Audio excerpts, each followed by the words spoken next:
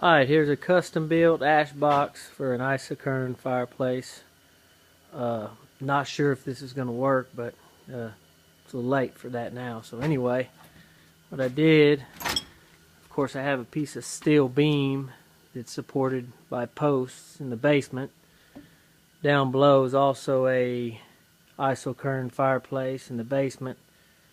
Copper tubing is actually coiled in this line. There's about 150 foot of 1/2 inch copper that's coiled in that. Will recover some of the heat. It's a dual wall pipe. Should recover some of the heat. I'll circulate water through it and recover some of that heat anyway.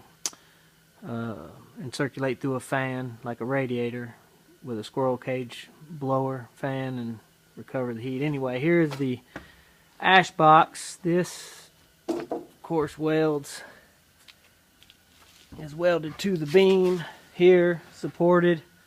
Got a frame. It goes back over, sits on top of the blocks.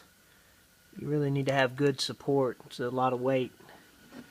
So anyway, it's supported off the foundation and off the steel beam here, which is supported by posts in the basement.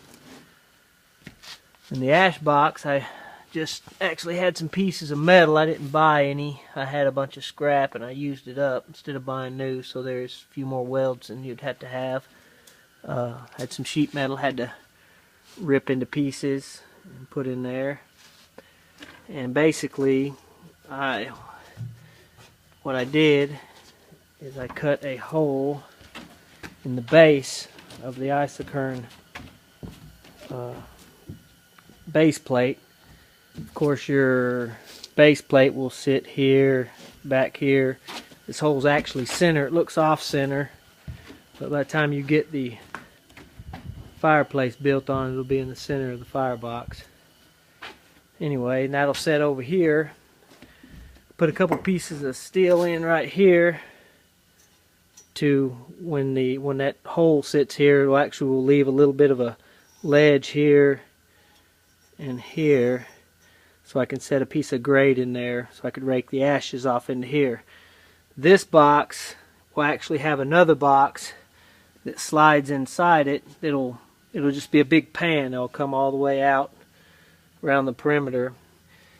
And there's actually, I don't know if you can see this or not, I'll pull this insulation out, but this went out the back of the chase outside. I'll get a video of that, but basically that goes to the outside, so